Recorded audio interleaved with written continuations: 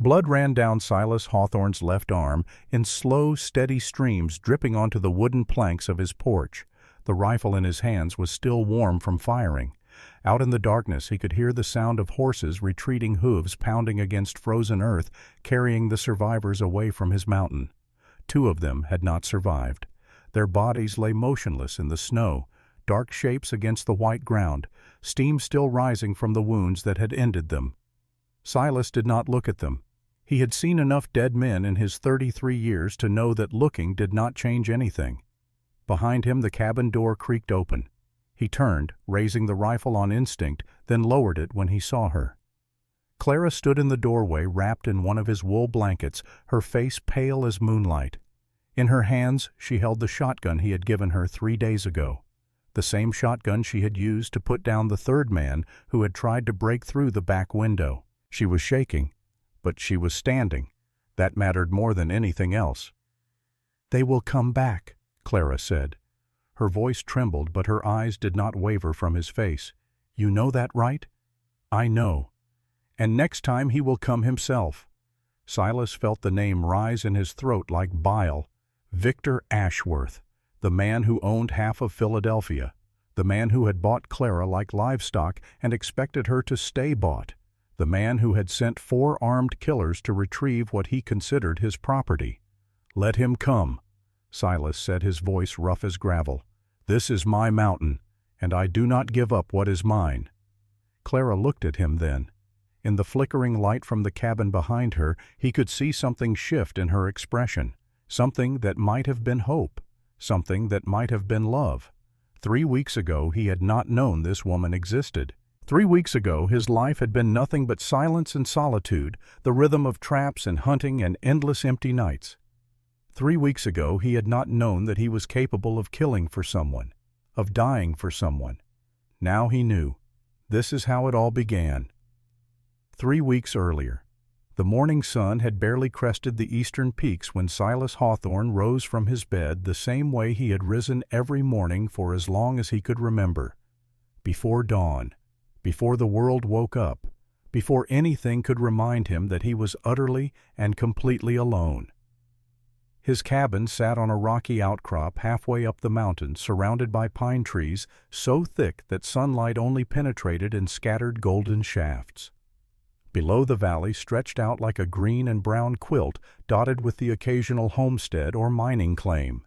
Beyond that, invisible from this height, lay the town of Silver Creek.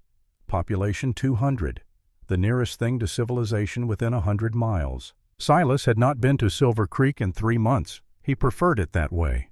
The cabin itself was small but solid, built by his own hands over the course of 2 summers. One room served as kitchen, living space, and bedroom. A stone fireplace dominated the west wall, blackened from years of use. A single window faced east toward the sunrise. The furniture was rough but functional. A table, 2 chairs. A bed frame strung with rope and covered with a mattress stuffed with pine needles and deer hair. Everything a man needed to survive. Nothing more. Silas dressed quickly in the cold morning air, pulling on wool trousers and a heavy flannel shirt, then his boots and the leather coat that had belonged to his father. The coat was worn soft from decades of use, patched in 3 places where bullets had torn through it. His father had survived those bullets. He had not survived what came after. Silas pushed the memory away and stepped outside. The air hit him like a slap, cold and clean and sharp with the scent of pine. He stood on the porch for a moment, breathing deep, letting the mountain fill his lungs. This was the only peace he knew, the only silence that did not feel like punishment. His morning routine was the same as always.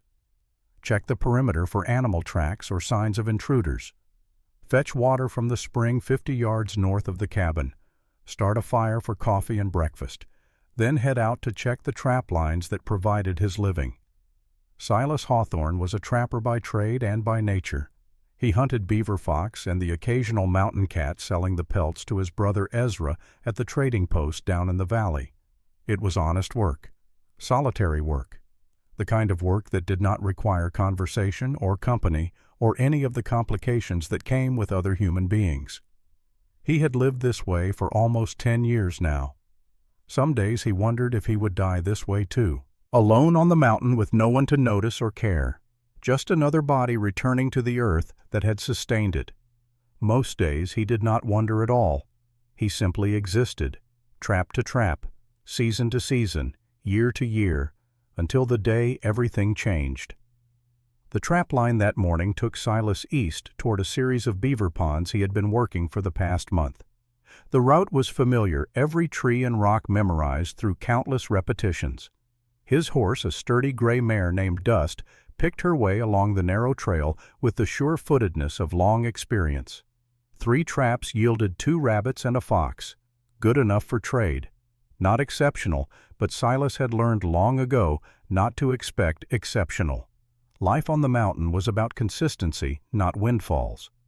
He was resetting the 3rd trap when he heard it, a sound that did not belong. Silas froze his hands still on the metal jaws of the trap. He tilted his head, listening. The forest had gone quiet around him. The birds fallen silent. The usual rustle of small animals ceased. Something had disturbed the natural order. There. Again. A voice. Faint and broken, carried on the wind from somewhere to the east. A human voice. And unless Silas was mistaken, a woman's voice. He stood slowly, his hand moving to the rifle slung across his back. Out here, unexpected sounds usually meant trouble. Claim jumpers, bandits, desperate men who had come to the mountains to escape the law and would kill to stay hidden. But a woman's voice, that was something else entirely. Silas mounted Dust and urged her forward, moving carefully through the underbrush. The sound came again, clearer now. Not screaming, not calling for help. Something worse. A low, broken moan of pain. The kind of sound a wounded animal makes when it has given up hope of rescue. The terrain grew rougher as he approached, the trees thinning to reveal a rocky ravine that cut through the mountainside like a wound. Silas knew this place. It was treacherous, full of loose stones and sudden drops. He had lost a mule here 5 years ago when the animal had slipped on wet rock and tumbled into the darkness below. He dismounted and approached the edge on foot, leading Dust by the reins. The ravine was perhaps 30 feet deep. At this point its walls steep, but not quite vertical. At the bottom, a small stream ran over smooth stones, gurgling its way toward the valley far below. And there, crumpled on the rocky bank of the stream, was a woman. Silas felt his breath catch in his throat. She lay on her back, one leg bent at an angle that spoke of broken bones. Her dress, once fine by the look of it, was torn and muddy, the pale blue fabric stained dark with dirt and what might have been blood. Her hair, a rich brown that reminded Silas of autumn leaves, had come loose from its pins and spread across the rocks like a fan. She was not moving. For a long moment Silas simply stared. His mind raced through possibilities. A traveler who had lost her way. A mail-order bride abandoned by her escort. A madwoman escaped from some asylum back east. None of it made sense. Women did not simply appear in the Colorado wilderness broken and bleeding at the bottom of ravines. Then she moaned again, and Silas stopped thinking. He moved quickly, securing Dust to a sturdy pine and then scrambling down the ravine wall. The descent was treacherous, loose rock shifting under his boots, but he had been climbing these mountains since childhood. His body knew what to do, even when his mind was elsewhere. He reached the bottom in less than a minute and crossed to where the woman lay. Up close, she looked even worse. Her face was pale beneath the dirt, her lips cracked and bleeding from dehydration. Bruises mottled her arms and throat, some old and yellowing, others fresh and purple. Her breathing was shallow, rapid, the breathing of someone whose body was failing. "Hey," Silas said, his voice rough from disuse. "Can you hear me?" Her eyes fluttered open. They were green, deep green, like the pine needles that carpeted the forest floor. And in them Silas saw something that cut through all his defenses, all his carefully constructed walls of solitude and indifference. Fear. Absolute and overwhelming fear. "Please," she whispered, her voice barely audible over the sound of the stream. "Please do not take me back. Do not take me back to him." Silas frowned. "Back to who? What are you talking about?" But she was already slipping away, her eyes rolling back, her body going limp. unconscious or dying. Silas could not tell which. He did not waste time trying to figure it out. He checked her injuries as quickly and efficiently as he could. The leg was definitely broken, the bone displaced but not protruding through the skin. Several ribs might be cracked as well, judging by the way she flinched when he touched her side. Dehydration and exposure were obvious. How long had she been here? A day. 2. It was a miracle she was still alive. Silas made a decision. He removed his coat and wrapped it around her, then lifted her as gently as he could manage. She weighed almost nothing, her body light as a child's in his arms. That bothered him more than the injuries. A healthy woman should not be this thin, this fragile. Getting back up the ravine with her was the hardest thing he had done in years. He had to go slowly, finding secure footholds, using one arm to hold her against his chest while the other gripped rocks and roots. Twice he nearly slipped. Twice he caught himself through sheer stubbornness. By the time he reached the top, his arms were burning and his lungs were on fire. But she was still breathing. He laid her across Dust's saddle, then mounted behind her, holding her body against his to keep her from falling. The ride back to the cabin took 2 hours at the careful pace he was forced to maintain. 2 hours of questions churning in his mind. Who was she? How had she gotten here, and who was the him she was so desperate to escape? The cabin felt different with another person in it. Silas had not realized how accustomed he had become to the silence until it was broken by the sound of another human breathing, the rustle of blankets as she shifted in her fever dreams, the occasional whimper of pain that escaped her cracked lips. He had placed her on his bed, the only suitable surface in the cabin. He himself sat in the wooden chair by the fire, a rifle across his knees, watching her through the long afternoon and into the night. Her leg he had set as best he could, using techniques his mother had taught him before she died. 2 straight branches served as a splint bound tight with strips of cloth torn from one of his spare shirts. It was rough work, but it would hold until a real doctor could look at her. If a real doctor ever would. The nearest doctor was in Denver, a week's ride south. Silver Creek had a barber who pulled teeth and set bones when necessary, but Silas did not trust the man to do more than that, and something told him that this woman's injuries went deeper than broken bones, those bruises on her arms and throat. Some of them were old, weeks old, maybe more. They spoke of violence sustained over time, deliberate violence. The kind of violence that one person inflicts on another, not in a moment of passion, but systematically, repeatedly. Someone had been hurting this woman for a long time. The thought made something dark and heavy settle in Silas's chest. He was not a violent man by nature. He killed animals because he had to, and he had killed men twice in his life, both times in self-defense. But the idea of someone deliberately hurting a woman, hurting anyone who could not fight back, stirred something in him that he did not quite recognize, something that felt like rage. She woke shortly after midnight. Silas had dozed off in his chair, the fire burning low in the hearth, when a small sound brought him instantly alert. He opened his eyes to find her staring at him from the bed, her green eyes wide and wary in the dim light. "Do not move," he said, his voice coming out harsher than he intended. "Your leg is broken. If you try to stand, you will make it worse." She did not try to stand. She just lay there watching him with those eyes that seemed to see everything and trust nothing. "Where am I?" she asked. "My cabin, about 20 miles from Silver Creek, if that means anything to you." "How did I get here?" "I found you in a ravine, carried you out." She was quiet for a moment, processing this information. Then very quietly she said, "Why?" Silas frowned. "Why what? Why did you help me? You do not know me. You do not know anything about me. You were dying. Was I supposed to leave you there?" She laughed at that, a broken sound that held no humor. Most people would have. Most people would have walked away and told themselves it was not their business. She paused, her eyes searching his face.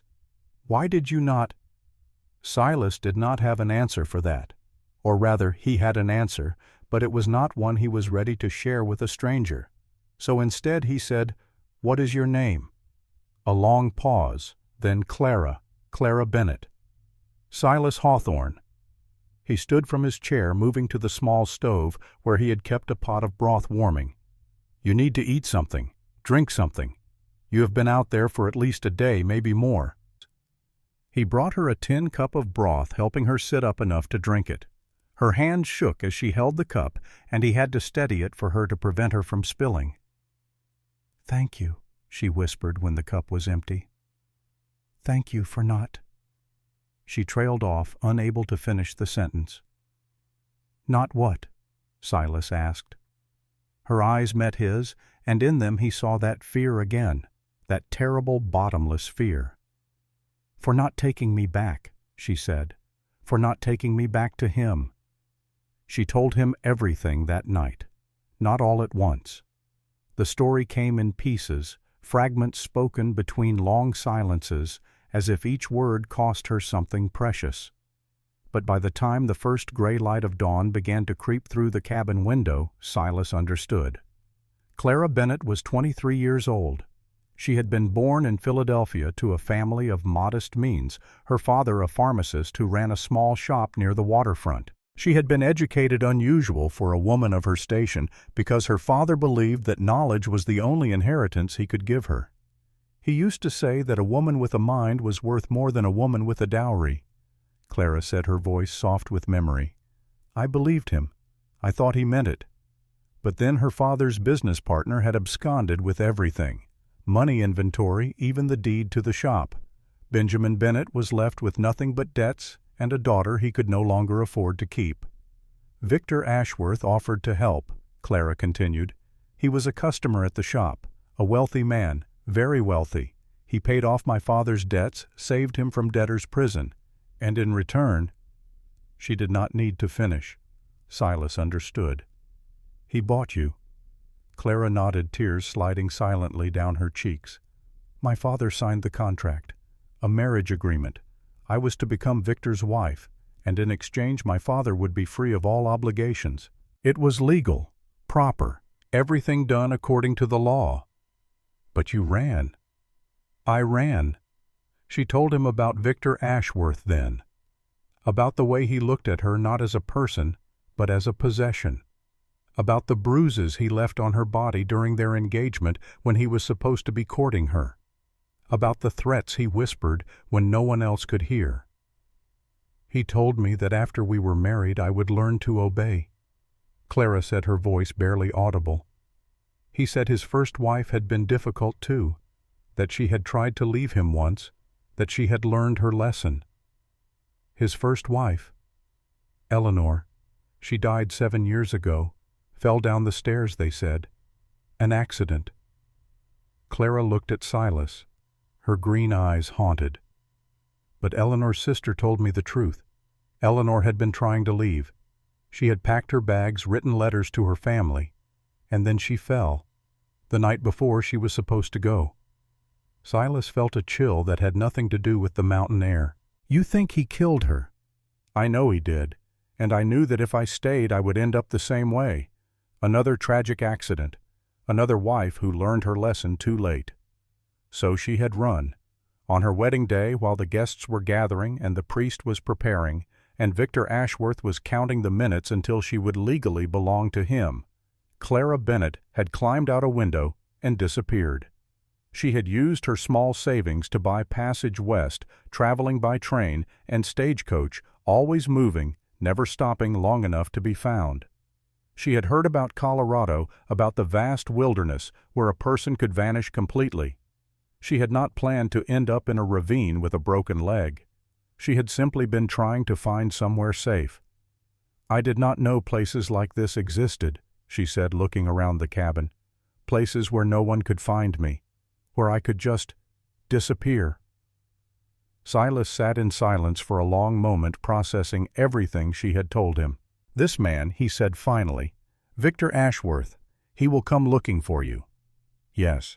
He will not stop. No, he will not. Victor does not let go of things that belong to him, ever. Silas thought about his quiet life, his careful solitude, the peace he had built for himself on this mountain over the past 10 years. He thought about all the reasons he should put this woman on a horse and send her somewhere else. Denver, California. Anywhere that was not here, anywhere that would not bring trouble to his doorstep. Then he looked at her, at the bruises on her arms, at the fear in her eyes, at the way she flinched every time a branch scraped against the cabin wall as if expecting the door to burst open at any moment. And he thought about his mother who had been a woman of the Ute people before she married his father, his mother who had been gentle and kind and strong in all the ways that mattered, his mother who had died because violent men had decided she did not deserve to live. He had not been able to protect her. But he could protect this one. Then he will have to go through me, Silas said, his voice hard as mountain stone, to get to you. Clara stared at him, disbelief written across her face. You do not understand. Victor has money, he has connections, he has men who will do anything he tells them to. You are one man alone on a mountain. This is my mountain, Silas said simply. I have been here my whole life. I know every rock, every tree, every shadow. Men have tried to take things from me before. They are not around to try again. He saw the hope flicker in her eyes, fragile as a candle flame. Why would you do this? You do not know me. You owe me nothing. Silas was quiet for a moment, searching for the words. Because I have already lost too much, he said finally, and I am not going to lose anything else. It was not the whole truth. The whole truth was more complicated, more tangled up with memories of blood and fire and his mother screaming, but it was enough for now. Clara reached out and took his hand. Her fingers were cold and thin, but her grip was surprisingly strong. "Thank you," she whispered. "Thank you, Silas Hawthorne." And sitting there in his cabin, holding the hand of a woman he had known for less than a day, Silas felt something shift inside him, something that had been frozen for years beginning to thaw. He did not know what it meant, but he knew that nothing would ever be the same.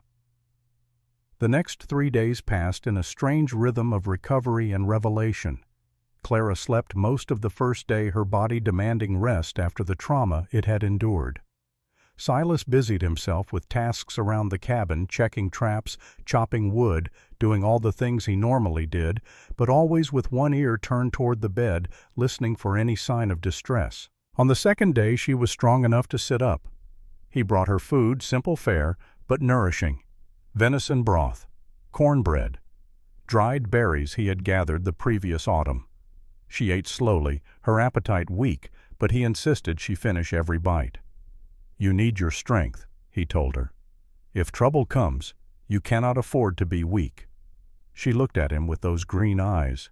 "You really believe trouble is coming?" "I know it is. A man like Victor Ashworth does not let things go. He is probably already looking for you. The question is not if he will find you. The question is when. And what we do when he does." Silas nodded. "And what we do when he does." On the third day, Clara insisted on getting out of bed. Her leg was still splinted, useless for walking, but she managed to hobble to the chair by the fire using a crutch Silas had fashioned from a sturdy branch.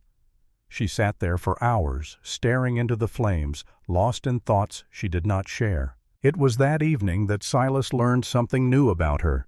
He had cut his hand while skinning a rabbit, a careless slip of the knife that opened a gash across his palm. It was not serious, but it bled heavily, and he was fumbling with a bandage when Clara spoke up from her chair. "Let me." He looked at her, surprised. She held out her hand, her expression calm and competent. "My father was a pharmacist," she reminded him. "I spent my childhood in his shop. I know more about treating wounds than most doctors." Silas hesitated, then crossed the cabin and knelt beside her chair. She took his hand in both of hers, her touch gentle but sure, and examined the wound. "Not deep. It will heal cleanly if we keep it clean." She looked around. "Do you have any alcohol whiskey, preferably?" He did. He kept a bottle for emergencies, for the nights when the memories got too loud, and he needed something to quiet them. He brought it to her, and she poured a measure over his hand, her expression sympathetic as he hissed at the sting. "Sorry," she murmured, "but infection will hurt worse." She bandaged his hand with quick, efficient movements, her fingers deft and practiced. When she was done, she looked up at him, and there was something new in her eyes. Pride, maybe, or purpose. "I can be useful," she said. "I know I am injured and I know I am a burden, but I can be useful. Let me earn my place here." Silas looked at her for a long moment. Then he nodded. "All right," he said.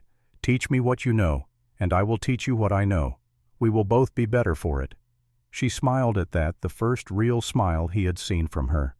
It transformed her face, chasing away the shadows of fear and exhaustion, revealing a beauty that had nothing to do with her features and everything to do with the spirit behind them. Silas felt something catch in his chest. He ignored it. There would be time enough for such feelings later, if they survived. On the fourth day, the first sign of trouble arrived. Silas was checking his trap line when he heard the distant crack of gunfire. 3 shots, spaced evenly, coming from somewhere to the south. He froze, listening. The shots were followed by voices, faint but distinct, carrying through the still mountain air. Men's voices, searching. He made his way back to the cabin as quickly as stealth allowed, finding Clara where he had left her, sitting by the fire with a book of his mother's poetry in her lap. "We may have company," he said without preamble. "Riders to the south. I heard gunshots." The color drained from Clara's face. "How many?" "Could not tell. But they are not hunters. The pattern of those shots was a signal, not a pursuit. They are looking for me." "Probably." Clara closed the book, her hands steady despite the fear in her eyes. "What do we do?" Silas was already moving, gathering weapons and supplies. "For now, nothing. They do not know where we are. This cabin is not on any map, and the trail up here is hidden if you do not know where to look. But we need to be ready." He handed her a pistol, a small revolver that had belonged to his mother. She took it, checking the cylinder with practiced ease. "You know how to use that," he said. It was not a question. "My father taught me. He said a woman alone should know how to protect herself. Smart man." "He was," her voice caught, "before he sold me like cattle." Silas did not know how to respond to that, so he said nothing. Instead, he finished his preparations and took up position by the window, watching the tree line below for any sign of movement. The hours crawled by. The sun sank toward the western peaks, and nothing happened. Finally, as darkness fell, Silas allowed himself to relax slightly. "They have made camp somewhere," he said. "They will not search at night, not in terrain they do not know. But they will search tomorrow." "Yes." Clara was quiet for a moment. Then she said, "You could still send me away. Point me toward Denver, give me a horse. Whatever happens after that would not be your problem." Silas turned from the window to look at her. In the firelight, her face was a study in shadows and determination. "Is that what you want?" he asked. "No, but it is what would be safest for you."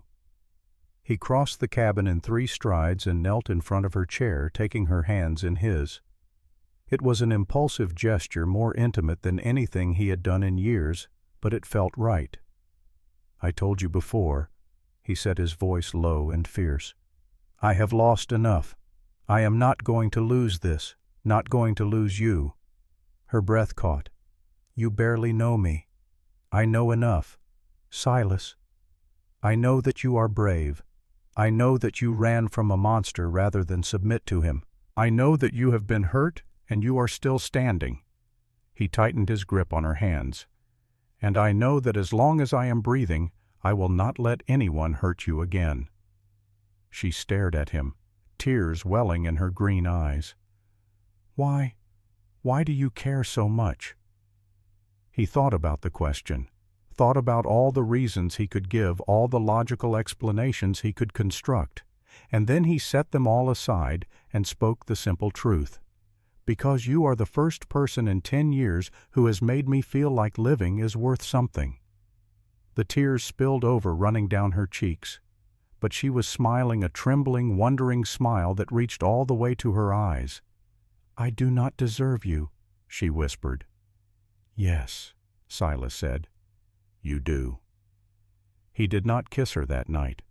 The time was not right, and there were more pressing concerns than the feelings building between them.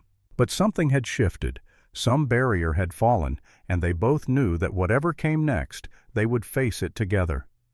The mountain had given him a second chance. He was not going to waste it. The next morning brought Ezra. Silas was standing watch on the porch, rifle in hand, when he heard the familiar whistle that his brother used to announce himself. A moment later, Ezra Hawthorne emerged from the tree line on his bay gelding, his face tight with worry. "Brother," Ezra called out as he dismounted, "we need to talk." Silas had not seen Ezra in nearly 2 months. His younger brother ran the trading post down in the valley, a 2-day ride from the cabin. They had never been close in the way some brothers were, but there was a bond between them that went deeper than casual affection, a bond forged in blood and loss and shared survival. "What is it?" Silas asked as Ezra climbed the porch steps. "There are men in Silver Creek. 3 of them. They are asking about a woman." Silas felt his jaw tighten. "Describe them." "One is dressed fancy, city clothes like he just stepped off a train from back east. The other 2 look like hired guns, hard faces, calloused hands. They are offering a reward, $500 for information about a young woman traveling alone. Brown hair, green eyes, early 20s. Inside the cabin, Clara had gone still, her face pale. "They are offering that much?" Silas asked quietly. "That much and probably more for the man who actually delivers her." Ezra's eyes moved past Silas to the cabin door. "I am guessing she is in there." "She is." "Want to tell me what is going on?" Silas told him. "Not everything, but enough." Clara's engagement to Victor Ashworth, her escape, the danger she was in. By the time he finished, Ezra's expression had shifted from curiosity to something harder. "This Ashworth," Ezra said slowly. "I have heard of him, not personally but through traders who work the eastern routes. He is rich, connected, and the rumors about him—" Ezra paused. "They say his first wife died under suspicious circumstances. They say people who cross him have a way of disappearing." "I know." "And you are still going to protect her?" It was not a question. "Yes." Ezra looked at his brother for a long moment. Then a slow smile spread across his face. "Well then," he said, "I guess you are going to need help." "You do not have to." "Yes, I do." Ezra clasped Silas's shoulder. "We are brothers. We survived losing everything once. We can do it again." His smile faded, replaced by something fiercer. "Besides, I do not like men who hurt women.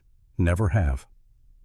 Silas felt something ease in his chest, a tension he had not realized he was carrying. He was not alone in this. He had his brother. "Thank you," he said. "Do not thank me yet. We have a lot of work to do." Ezra glanced toward the cabin. "But first I think I should meet this woman who has finally managed to thaw my brother's frozen heart." Clara and Ezra took to each other immediately. Where Silas was stone and silence, Ezra was warmth and easy conversation. He made Clara laugh, something Silas had not managed in all the days she had been here. He told stories about their childhood, about the trouble they had gotten into, about the time young Silas had tried to tame a wild Mustang and ended up in the creek. "He was furious," Ezra said, grinning at the memory. "Spent 3 days tracking that horse down just to prove he could do it. That is my brother. Stubborn as a mule and twice as ornery." "I can see that," Clara said, glancing at Silas with something like affection in her eyes. Silas grumbled something noncommittal and continued cleaning his rifle. But beneath the lightness, there was serious planning happening. Ezra had information from Silver Creek. The 3 men asking questions were definitely working for Ashworth. One of them, the fancy one, was named Frederick Marsh. He was Ashworth's right hand, the man who handled the dirty work while his employer kept his hands clean. "They do not know exactly where you are," Ezra reported, "but they know you came west. They are working their way through every settlement, every outpost, every cabin within 100 miles. It is only a matter of time before someone points them in this direction." "How long?" Silas asked. "A few days, maybe a week. Depends on how lucky they get." Clara sat quietly through this discussion, her face pale but composed. When Ezra finished, she spoke up. "There is something else you should know about Victor, something I did not tell you before because I was not sure it mattered. Both brothers turned to look at her. "Victor has a man," Clara said slowly. "A man who handles special problems. His name is Marcus Cole. I met him once at a party in Philadelphia. He looked at me like—" she shuddered, "like he was measuring me for a coffin." "What kind of special problems?" Ezra asked. "People who cause trouble for Victor. People who try to expose him or fight back against him. They disappear. Everyone assumes they ran away or met with an accident. But I heard the servants talking. They said Marcus Cole makes people disappear." The cabin fell silent. Silas felt a cold knot forming in his stomach. Hired guns were one thing. A professional killer was another matter entirely. "Is there any chance this Cole is already here?" he asked. "I do not know. Victor would have sent Frederick Marsh first. Marcus Cole is expensive. Victor only uses him when other methods fail." "Then we need to make sure other methods fail fast," Ezra said grimly, "before this Cole gets anywhere near us." Silas nodded. "Agreed. Tomorrow we start preparing. And if those men from Silver Creek come sniffing around before we are ready—" He did not finish the sentence. He did not need to. Clara reached out and took his hand. Her grip was firm, her eyes steady. "I am not afraid," she said quietly. "Not any more. Whatever comes, we face it together." Silas looked at her, at this woman who had appeared in his life like a gift he did not deserve, at the strength shining in her green eyes, the courage that had carried her across half a continent to escape a monster. "Together," he agreed. And in that moment, despite the danger gathering around them like storm clouds, Silas Hawthorne felt something he had not felt in years: hope. 1 week passed on the mountain. 7 days of healing. 7 days of learning. 7 days of something building between Silas and Clara that neither of them had words for yet. Her leg was mending faster than expected. Clara credited the mountain air, the clean water, the simple but nourishing food. Silas knew the truth was simpler than that. She was strong, stronger than she looked, stronger than she believed herself to be.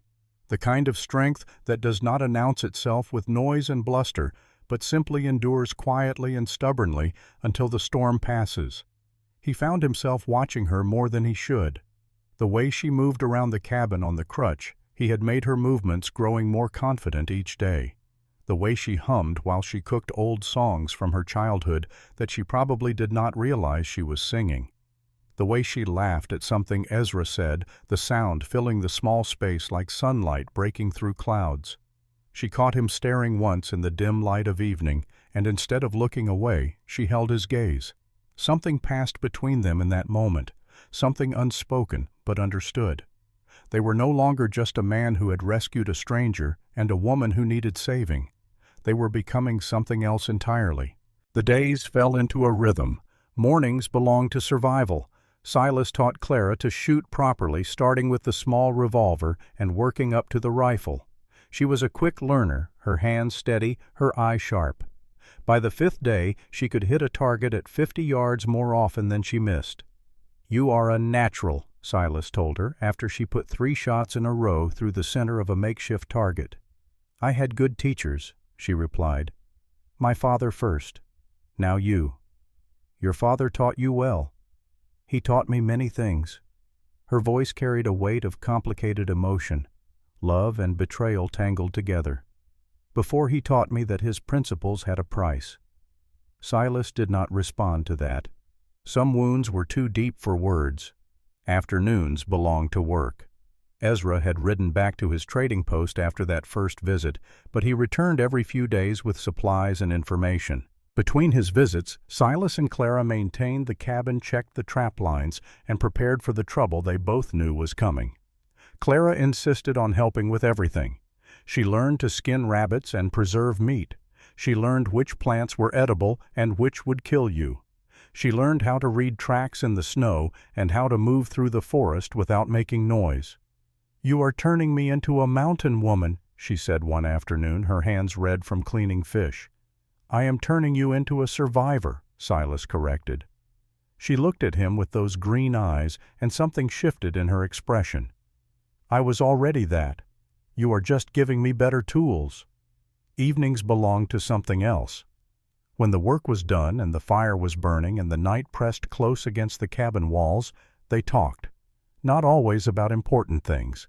Sometimes just about the day, about what they had seen, or done, or thought. But sometimes in the quiet hours after midnight, they shared the deeper things, the things that mattered. Clara told him about her mother who had died of fever when Clara was 12, about the years that followed when it was just her and her father in the little shop learning the trade of healing, believing they would always have each other. "He was my whole world," she said softly, staring into the flames, "and I was his, or so I thought. When Victor came along with his money and his promises, I learned how little that meant." "He was desperate," Silas said. It was not a defense, just an observation. Desperate men do terrible things. So do cruel men. Victor was not desperate. He was cruel. There is a difference. Silas nodded.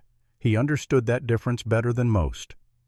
On the 6th night, Clara asked him about his parents.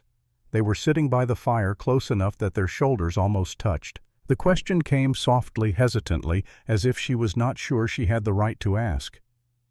"You mentioned them before, your mother and father. What happened to them?"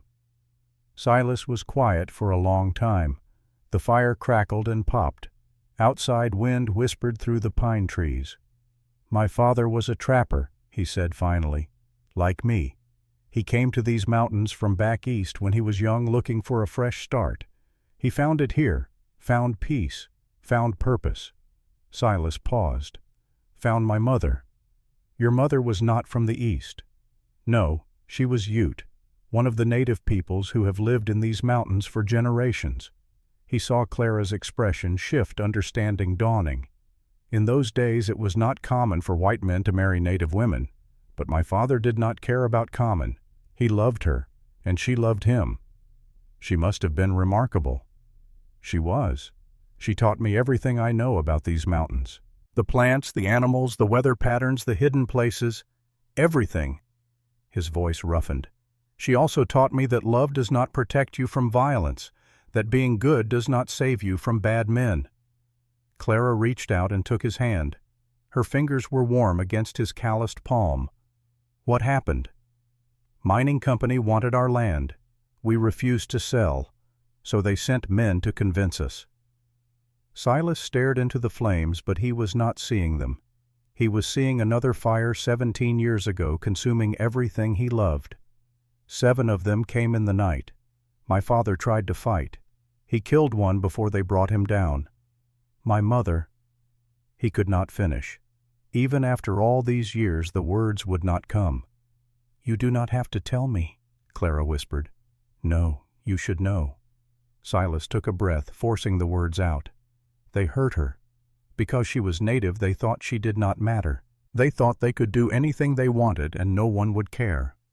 His hand tightened on Clara's. "She lived for 3 days after, long enough to make me promise that I would protect Ezra, that I would survive, that I would not let what happened to her make me into something I was not. The scar on your face. From that night, I killed 2 of them before one of them got me with his knife. I was 16 years old." He turned to look at Clara, and in his eyes she saw the boy he had been, the boy who had watched his world burn.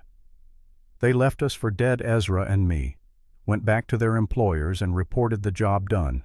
By the time they realized we had survived, we were gone, hidden so deep in these mountains that no one could find us." "Did you ever—" "Find them?" "Yes. Years later, after the war." His expression was stone. "They are not around anymore." Clara was silent for a moment, processing everything he had told her. Then she leaned against him, resting her head on his shoulder. "Thank you for telling me. I have never told anyone. Not the whole story. Not even Ezra. Ezra was there. He does not need to be told." Silas hesitated, then wrapped his arm around her shoulders, pulling her closer. "But you needed to understand why I am the way I am, why I cannot walk away from someone who needs help, even when it would be smarter to leave them behind." Clara tilted her head up to look at him. In the firelight her eyes were deep and warm. I am glad you did not leave me behind."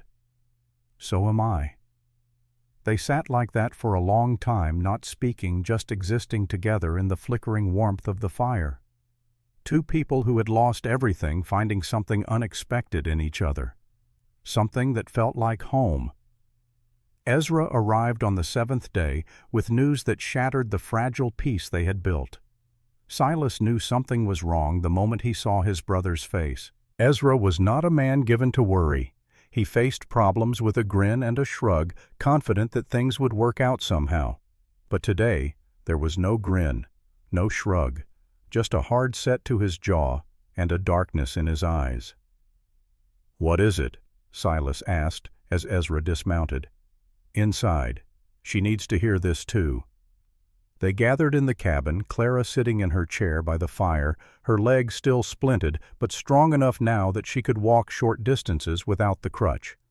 Silas stood by the window, his usual position. Ezra paced back and forth, too agitated to sit.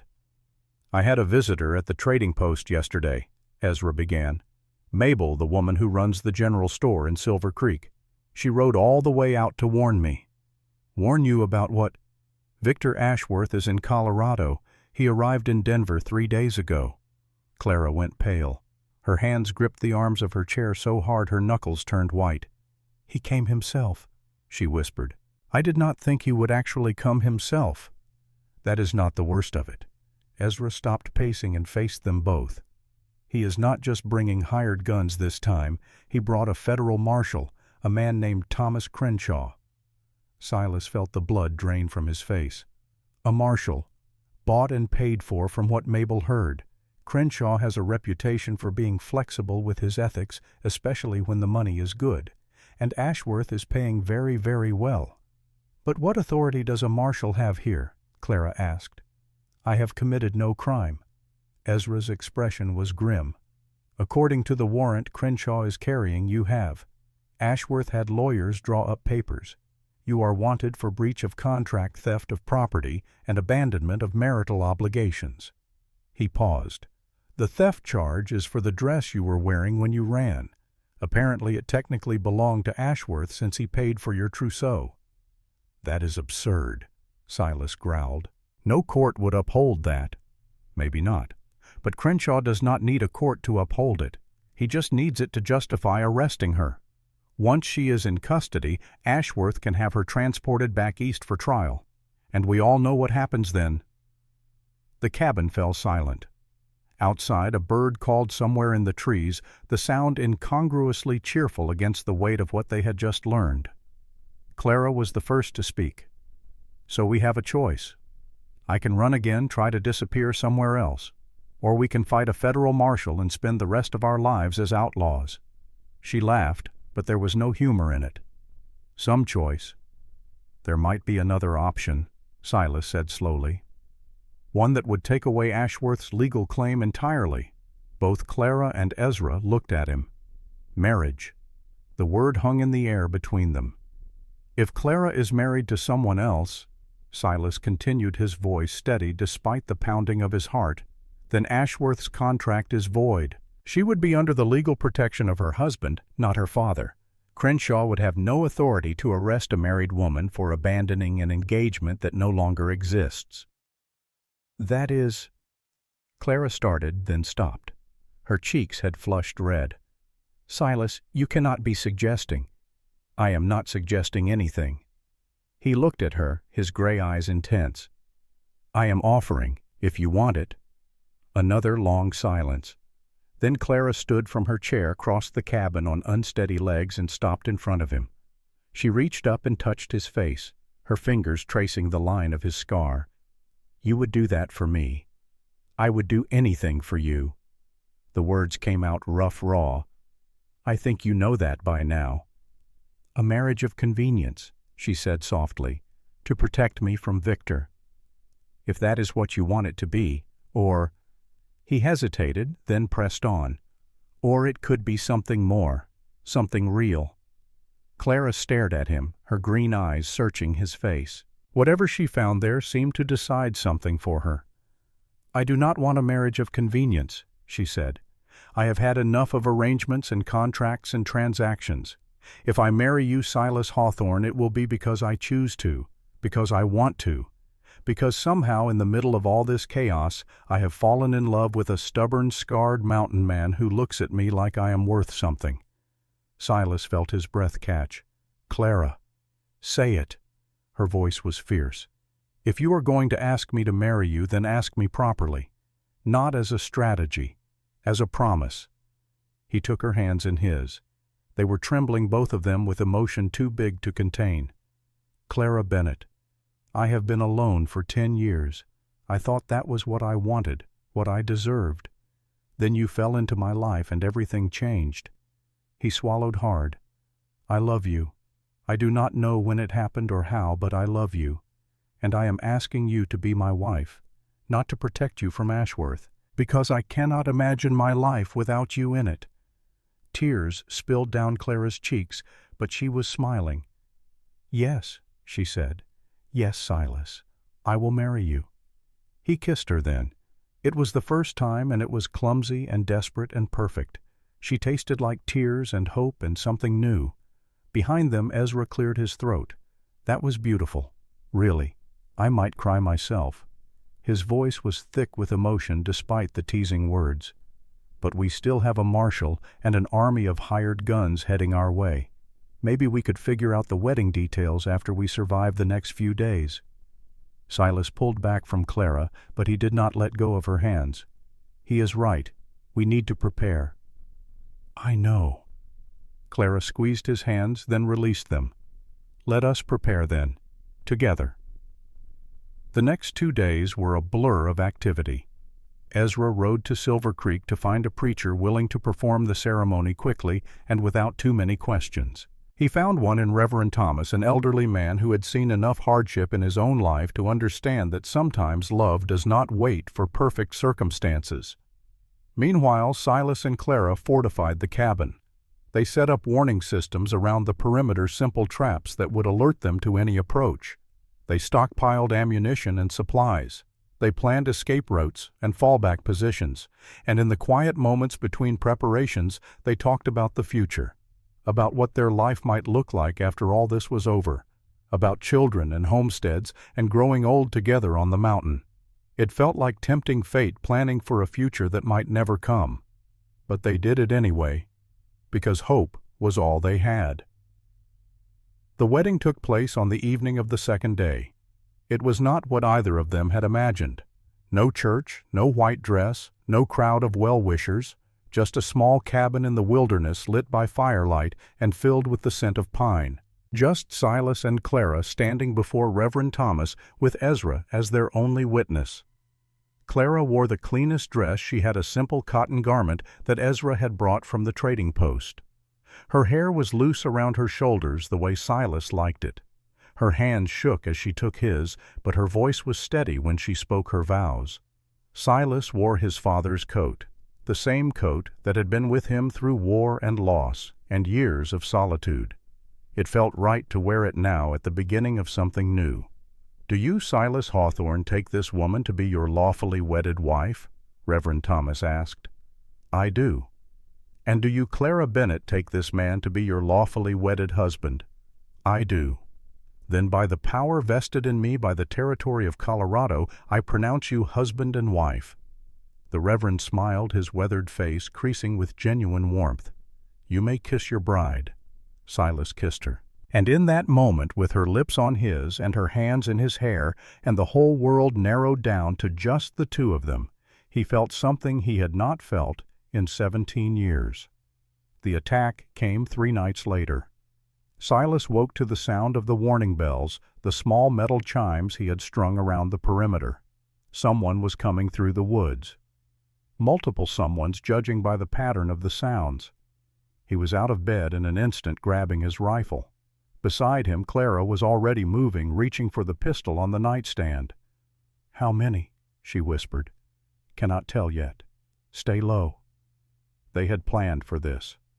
Silas took up position by the front window, while Clara crouched behind the heavy oak table they had reinforced for exactly this purpose.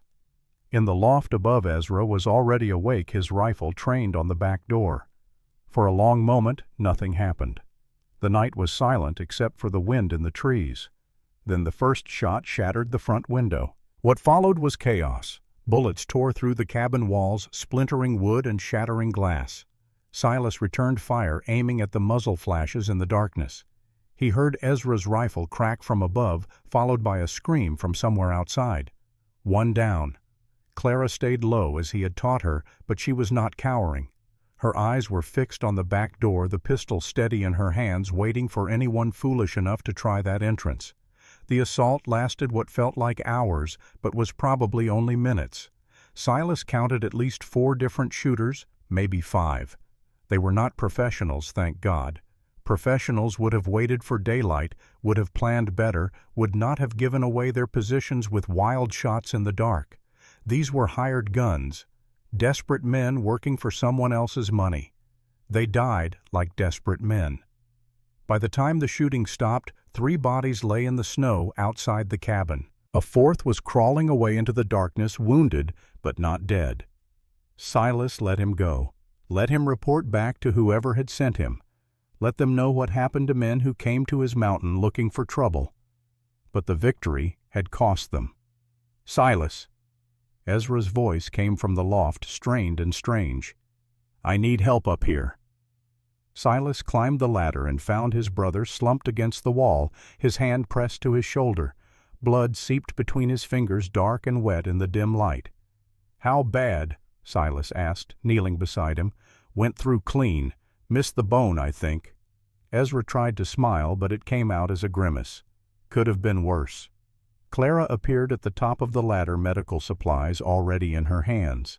She had grabbed them from the kit they kept downstairs, anticipating the need before Silas had even called for her.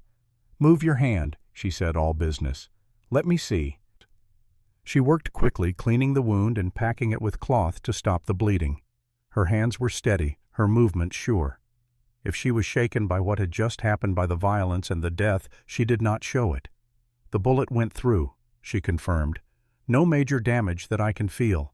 You will need proper medical attention, but you will live." "Good to know." Ezra winced as she tied off the bandage. "I would hate to die before I got to see my nieces and nephews." Despite everything, Clara laughed. It was a shaky sound threaded with hysteria, but it was still a laugh. "First we survive the night," she said. "Then we can talk about children." Dawn revealed the full extent of the damage. The cabin was riddled with bullet holes. 2 windows were completely destroyed. The front door hung crooked on its hinges. It was still standing, but barely. Another assault like the one they had just endured would likely bring it down entirely. Worse than the physical damage was what it represented. "They know where we are now," Silas said, standing on the porch and surveying the carnage. "The one who got away will report back. They will come again, and next time they will bring more men." "How long do we have?" Clara asked. "A day, maybe 2. Depends on how far he has to go to reach his employers." Ezra, his arm in a sling Clara had fashioned from a torn sheet, leaned against the doorframe. His face was pale from blood loss, but his eyes were clear. "We cannot stay here," he said. "Not in this condition. The cabin is compromised, and I am in no shape for another fight." "Where do we go?" Clara asked. Silas had been thinking about that all night while he watched the darkness for more attackers and listened to his brother's labored breathing. "There is a place," he said slowly. "A cave system about half a day's ride from here. My father found it years ago, used it as a hideout when things got dangerous. It is well hidden and defensible. We could hold out there for weeks if we had to." "Eagle's Rest," Ezra said, recognition dawning on his face.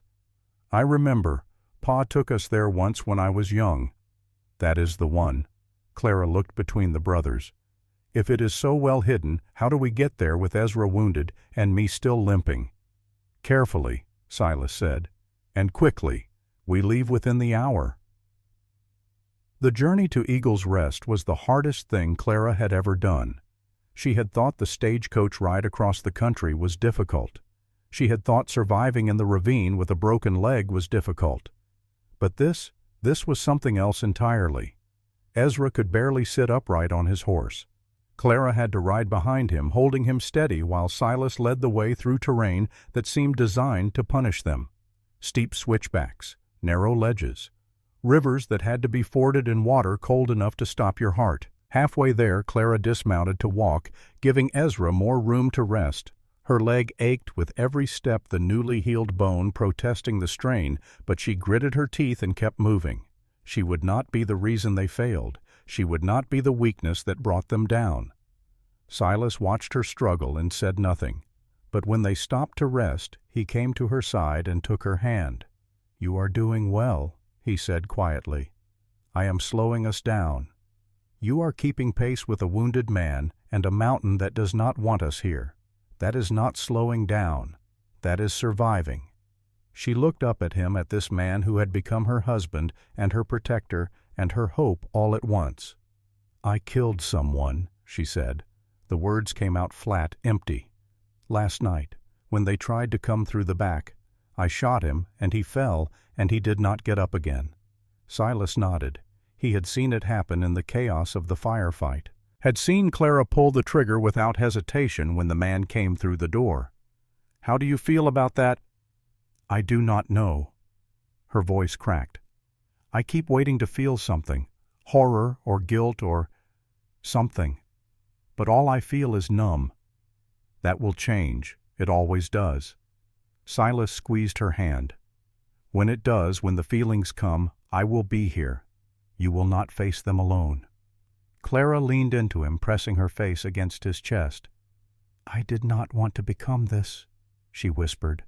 "A person who kills." "You did not become anything. You survived. There is a difference." "Is there?" "Yes." His voice was fierce. "Killers take life because they want to, because they enjoy it or profit from it or simply do not care. You took a life because you had no choice, because it was him or us. That is not murder, Clara. That is self-defense, and there is no shame in it." She stayed there for a long moment, drawing strength from his presence. Then she straightened, wiped her eyes, and nodded. "We should keep moving. Ezra needs to rest somewhere safe." "You are right." They mounted up and continued on, and if Clara's hands shook a little as she held the reins, neither of the brothers mentioned it. Eagle's Rest was everything Silas had promised. The entrance was hidden behind a waterfall, invisible from the main trail unless you knew exactly where to look. Beyond the water, a narrow passage opened into a series of connected caves, dry and surprisingly warm despite the mountain cold outside. Silas had stocked the place years ago, keeping it as an emergency refuge. There was food, water, blankets, even a small cache of weapons and ammunition. Everything they needed to survive for weeks if necessary. They got Ezra settled first, laying him on a makeshift bed of blankets and furs. Clara checked his wound again, satisfied that it was not infected, but worried about the amount of blood he had lost. "He needs rest," she said. "Real rest. Not riding through the mountains like a madman." "He will get it here." Silas was already moving around the cave, checking supplies, making sure everything was in order. "We all will." But even as he said it, he knew rest would not come easily. Not with enemies closing in, not with the knowledge of what was still coming. That night, after Ezra had fallen into an exhausted sleep and the fire was burning low, Clara found Silas sitting at the entrance to the cave, staring out through the waterfall at the darkness beyond. She sat beside him, close enough that their shoulders touched. "What are you thinking about?" "Marcus Cole." The name sent a chill through her. Ezra's information, the man who makes problems disappear. If what Clara said is true, and if Ashworth is serious about getting you back, then Cole will come eventually. The hired guns were just the first wave. Cole will be the real threat. Can we beat him? Silas was quiet for a long moment. When he spoke, his voice was heavy with honesty. "I do not know. I have never faced someone like him, a professional, someone who kills for a living." He turned to look at her. "But I will die before I let him take you. That much I do know." "I do not want you to die." Clara's voice broke. "I just found you. I cannot lose you now." He pulled her close, wrapping his arms around her. She fit against him perfectly, her head tucked under his chin, her hands gripping the front of his shirt. "Then I will try very hard not to die," he said into her hair. "For you." She laughed despite herself. It was a wet, trembling sound, but it was still a laugh. "Promise. Promise." They sat there together watching the water fall and listening to the night sounds of the mountain. Tomorrow would bring new challenges, new dangers, new fears. But tonight they had each other. For now, that was enough. 3 days passed in the relative safety of Eagle's Rest. Ezra's wound began to heal, the bleeding stopped, and the risk of infection fading. He was weak still, unable to do much more than rest and eat and complain about being useless, but he was alive. That was what mattered. Silas spent his time scouting the surrounding area, looking for signs that they had been followed. He found none. Whatever tracker Ashworth had hired, he was not good enough to find Eagle's Rest. Clara divided her time between caring for Ezra and learning everything she could about their hideout.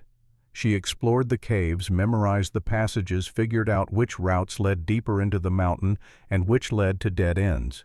If they had to run again, she wanted to know where she was running to. On the third evening, Silas returned from a scouting trip with news. "I went down to Silver Creek," he said, "disguised through the back trails. I needed to know what we were facing." Clara and Ezra both looked at him waiting. "Victor Ashworth is here, in person. He arrived yesterday with Marshal Crenshaw and a small army of hired men." Silas's jaw tightened. "And he brought someone else, a man matching the description of Marcus Cole." The name fell into the silence like a stone into still water. "So he is here," Clara whispered. "The killer. He is here.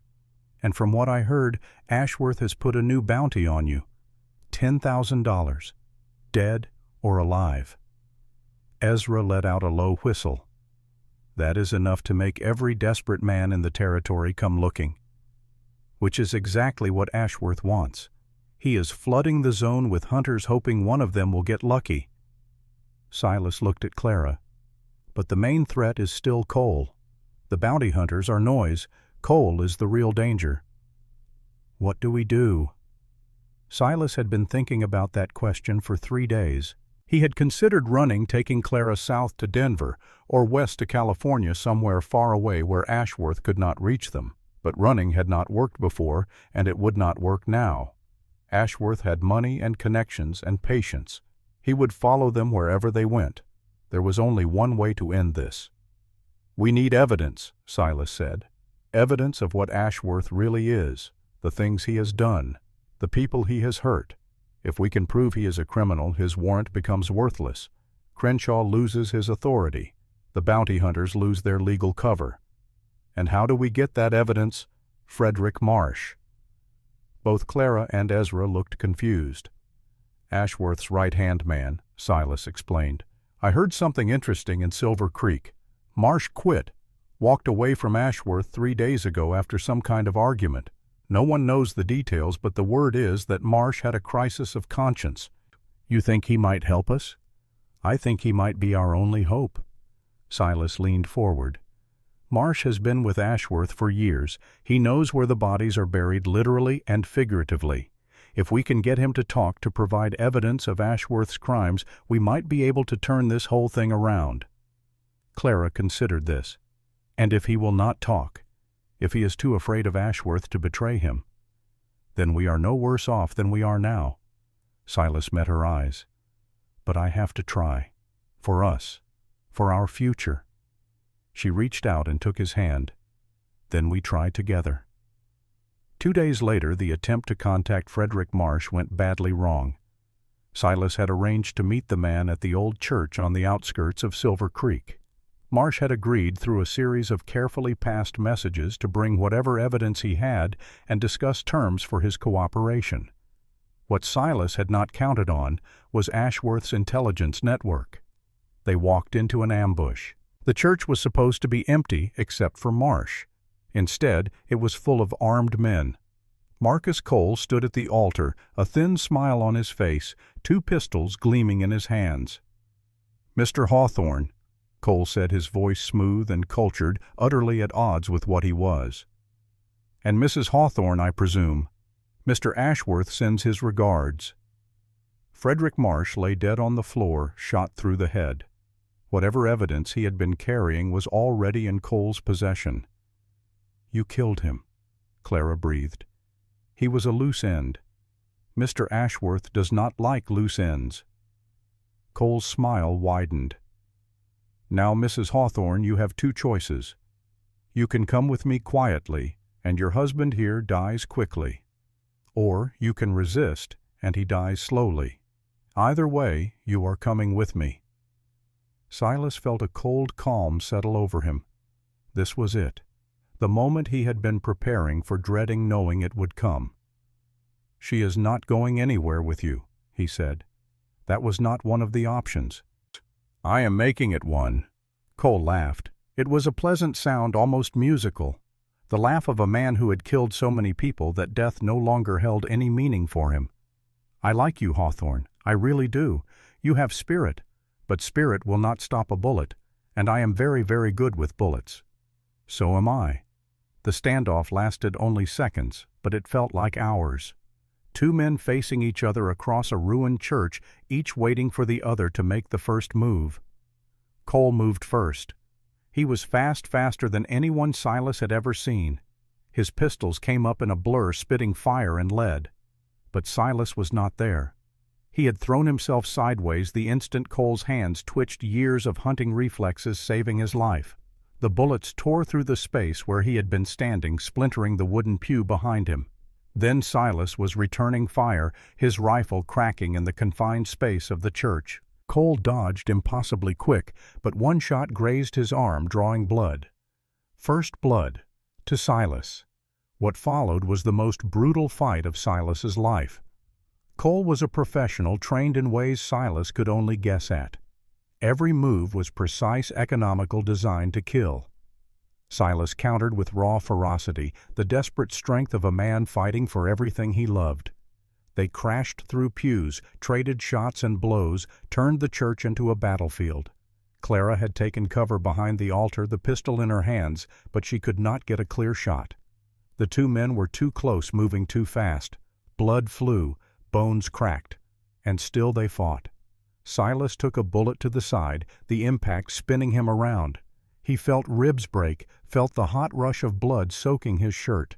But he did not fall. He could not fall. Not with Clara watching. Not with everything on the line. He charged Cole, tackling him to the ground. The pistols went flying. Now it was just fists and fury, two men trying to kill each other with their bare hands. Cole was stronger than he looked. He got his hands around Silas's throat, squeezing, crushing. Stars exploded in Silas's vision. His lungs burned for air. And then Clara was there. She pressed the pistol to Cole's head and pulled the trigger. The assassin went limp. Silas rolled away, gasping, his vision swimming. Clara knelt beside him, her face streaked with tears and gunpowder residue. "Silas, Silas, stay with me." "I am here," he managed. "I am not going anywhere." She laughed, a sound that was half sob. "You better not. I did not kill a man just to watch you die." He reached up and touched her face. His hand left a smear of blood on her cheek, but neither of them cared. "I love you," he said. "I love you too. Now stop talking and let me stop this bleeding." Outside they could hear voices, shouting, the sound of running feet. The gunfire had drawn attention. But among those voices was one that made Silas's heart lift despite the pain. Ezra. His brother burst through the church doors, rifle in hand, followed by a group of men that Silas vaguely recognized. Townspeople, miners, ordinary men who had heard the shooting and come to investigate. "We need to move," Ezra said, taking in the scene with a glance. "More of Ashworth's men are coming, but I brought help." "Help?" "Turns out the people of Silver Creek do not like having a hired army in their town. When I told them what was really going on, they were eager to even the odds." Silas looked at the men behind his brother. Rough faces, hard hands, eyes that had seen their share of trouble. These were not soldiers. They were workers, survivors, men who understood what it meant to fight for something worth protecting. "Can you stand?" Clara asked. Silas tested his legs. they held barely. "I can stand." "Then let us get out of here. This is not over yet." She was right. This was not over. Ashworth was still out there, still hunting them, still determined to reclaim what he considered his property. But Marcus Cole was dead. The killer who was supposed to be unstoppable had been stopped. And for the first time since this nightmare began, Silas allowed himself to believe that they might actually survive, that they might actually win. They retreated to Eagle's Rest with their unexpected allies, leaving the church and its dead behind. The wounded were tended, the living rested, and plans were made for what would come next. Because Clara was right. This was not over. But standing in the cave that had become their refuge, surrounded by people willing to fight for them, holding the hand of the woman he loved, Silas Hawthorne felt something he had almost forgotten how to feel: hope. Not the fragile hope of desperation, not the blind hope of ignorance, but the solid, steady hope that comes from knowing you are not alone, from knowing that whatever comes next, you will face it with people who have your back. They had survived the worst that Ashworth could throw at them. His killer was dead. His ambush had failed. His carefully laid plans were crumbling around him. Now it was time to end this, once and for all, and Silas intended to be the one who ended it. The night after Marcus Cole died, Silas Hawthorne could not sleep. His wounds had been tended by Clara's careful hands. The bullet had passed through his side without hitting anything vital, a miracle of luck or providence. The broken ribs would heal in time, the cuts and bruises would fade, physically he would recover. But something else kept him awake in the darkness of Eagle's Rest, listening to the waterfall and the breathing of the people around him. They had won a battle. They had not won the war. Victor Ashworth was still out there, still wealthy, still powerful, still determined to reclaim what he believed belonged to him. And now, with his best killer dead and his ambush failed, he would be more dangerous than ever. Desperate men did terrible things. Silas knew that from experience. Clara stirred beside him, her body warm against his, despite the chill of the cave. "You are thinking too loud," she murmured. "I can hear it from here." "Sorry." "Do not apologize. Just tell me what is keeping you awake." Silas was quiet for a moment, gathering his thoughts. "We killed his assassin. We escaped his trap, but Ashworth is still free, still hunting us." He turned his head to look at her in the dim light. "As long as he is alive and powerful, we will never be safe. He will keep sending men, keep offering bounties, keep trying to destroy everything we have built." "I know." "So what do we do?" Clara propped herself up on one elbow, her green eyes finding his in the darkness. "We stop running," she said. "We stop hiding. We take the fight to him." "How?" "The evidence. Frederick Marsh may be dead, but he was not the only one who knew Ashworth's secrets. There are others. Servants who have seen things, business partners who have been threatened, victims who survived." Her voice hardened. "And there is Eleanor's sister, the woman who warned me about Victor in the first place. She has letters, proof of what Victor did to his first wife." Silas considered this. "Even if we gather all that evidence, who do we give it to? Marshal Crenshaw is in Ashworth's pocket. The local law is too small to challenge him. Then we go bigger: the territorial governor, the federal courts, the newspapers." Clara's eyes gleamed with determination. "Victor Ashworth has built his empire on secrecy and fear. We shine a light on what he really is, and that empire crumbles. That could take months, years, or it could happen faster than we think." She reached out and touched his face. "Silas, men like Victor survive because people are afraid to stand against them. But we are not afraid anymore. We have already faced the worst he could send, and we are still here. If we can show others that he can be beaten, that he can be defied, they will find their courage too." Silas looked at this woman who had stumbled into his life, broken and desperate, and who now spoke of taking down one of the most powerful men in the East with fire in her eyes and steel in her voice. She had changed so much in such a short time, or perhaps she had not changed at all. Perhaps this strength had always been inside her, waiting for a chance to emerge. "You are remarkable," he said. "I am angry," she corrected. "There is a difference." "Maybe. But I have seen a lot of angry people in my life. Most of them just break things." He pulled her close, pressing a kiss to her forehead. "You want to build something better." "I want to be free," Clara whispered against his chest. "Truly free. Not looking over my shoulder every day, wondering when the next attack will come. Not waking up in cold sweats because I dreamed he found me." She looked up at him. "I want to live, Silas, really live. With you, on this mountain, for the rest of our days." "Then that is what we will fight for." They held each other in the darkness, two people who had found something worth protecting in a world that had taken so much from both of them. And in that moment, despite the danger that still surrounded them, Silas Hawthorne felt something he had not felt in 17 years. Whatever came next, they would face it together. Morning brought a council of war. The men who had come to their aid the night before, nearly a dozen miners and townspeople from Silver Creek, gathered in the main chamber of Eagle's Rest. They were a rough-looking group weathered by hard work and harsh conditions, but their eyes were clear and their resolve was evident. Their leader, a burly man named Samuel Thornton, who ran the largest mining operation in the area, spoke first. "We did not come here just to pull you out of one fight," he said. "We came because we are tired of men like Ashworth thinking they can do whatever they want in our territory." Murmurs of agreement rippled through the group. "He brought an army into our town," Thornton continued, "offered money to anyone willing to hunt down a woman whose only crime was running from a bad marriage. That is not justice. That is tyranny." "So what are you proposing?" Silas asked. "We are proposing an alliance. You know this mountain better than anyone. You have proven you can fight. And now you have evidence that Ashworth is a criminal." Thornton leaned forward. "Help us drive him out of Colorado, and we will help you stay free." Silas looked at Clara, who nodded almost imperceptibly. "What kind of help are we talking about?" "Men. Supplies. Information." Thornton's eyes were hard. "And when the time comes, witnesses willing to testify to what Ashworth has done here.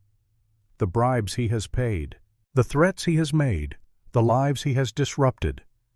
Ezra, still pale from blood loss but sitting upright with his arm in a sling, spoke up. "What about Crenshaw? He has a federal badge. Going against him directly could make us outlaws." "Crenshaw's badge does not make him untouchable," Thornton replied. "It makes him accountable. If we can prove he has been accepting bribes, operating outside his jurisdiction, using his authority for personal gain, then his badge becomes evidence of his crimes, not protection from them." Clara stepped forward. "I have connections in the East. People who knew Eleanor Ashworth, who know what Victor is capable of. If we can get word to them, ask them to come forward, we might be able to build a case that even Ashworth's money cannot make disappear." "How long would that take?" "Weeks, maybe a month." "We do not have a month," Silas said grimly. "Ashworth will not wait that long.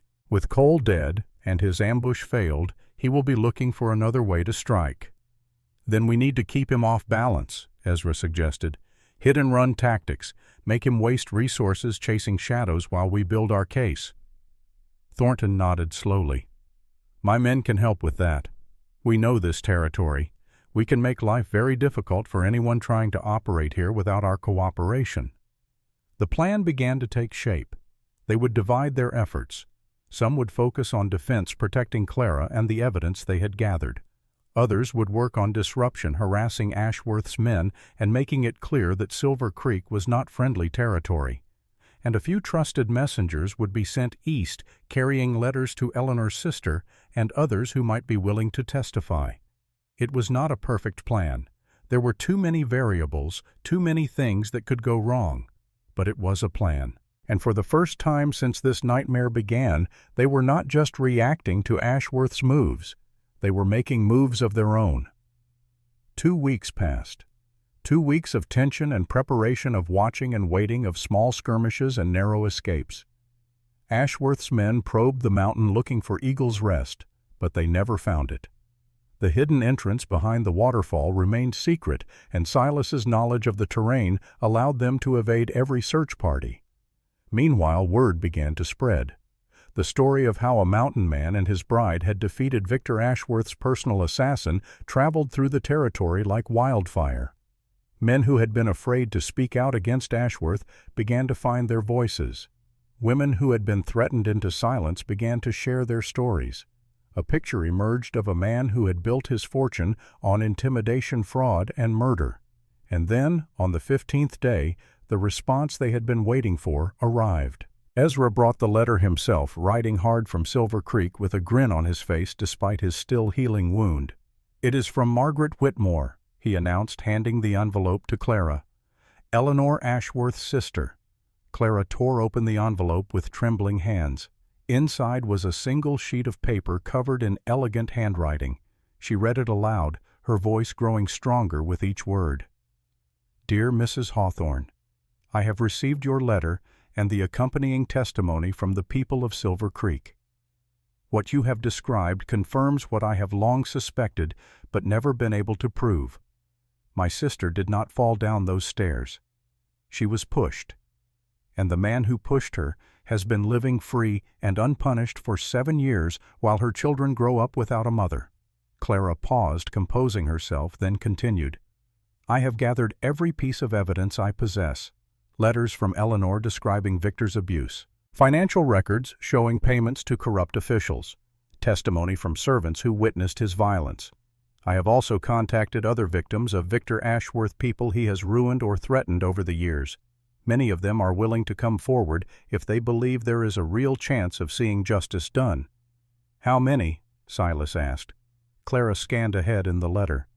She says there are 11 people willing to testify, including a former business partner who can prove that Ashworth had a man killed for refusing to sell his company. The cave fell silent as the weight of that statement sank in. 11 witnesses, Thornton breathed. With that many people talking, even the most corrupt judge would have trouble looking the other way. "But we need to get them here," Clara said, "or get the evidence to them. Margaret says she is willing to travel, but some of the others cannot. They are too old, too sick, too afraid." Silas made a decision. "Then we bring the evidence to them. Copies of everything we have, testimony from everyone who is willing to give it. We create a case so overwhelming that no one can ignore it." He looked around the cave at the faces watching him. "And then we make sure the right people see it." "What about Ashworth?" Ezra asked. "He is not going to sit quietly while we build a case against him." "No, he is not." Silas's expression hardened. "Which is why we need to deal with him directly. Not run, not hide. Face him and end this one way or another." Clara put her hand on his arm. "What are you thinking?" "I am thinking that Victor Ashworth came to Colorado to take you back. He brought an army, a marshal, and a killer. He spent a fortune and lost his best men." Silas met her eyes. "A man like that does not accept failure. He will keep coming, keep spending, keep killing until he gets what he wants, or he is stopped. So we stop him. We stop him." The confrontation came 3 days later. Silas had sent word to Ashworth through channels that could not be traced back to Eagle's Rest. A simple message, a time and place, an offer to negotiate. He knew Ashworth would not come to negotiate. The man did not compromise. He conquered. But he would come because his pride would not allow him to ignore a challenge from the mountain man who had killed his assassin and made a fool of him in front of the entire territory. The meeting place was a high meadow overlooking the valley open ground where neither side could easily ambush the other. Silas arrived first alone as he had promised in the message, but he was not really alone. Hidden in the tree line surrounding the meadow were Ezra and 6 of Thornton's best men armed and ready. Clara was with them over her furious objections. Silas had insisted, if something went wrong, if this was a trap, he needed to know that she would survive. "Promise me," he had said before leaving Eagle's Rest. "Promise me that if I fall you will run, get the evidence to Margaret Whitmore. Finish what we started." "I am not going to promise that." "Clara." "No." Her eyes had blazed. I did not come all this way, survive all this, just to watch you die and then run away like a coward. If you fall, I fall with you. That is what marriage means."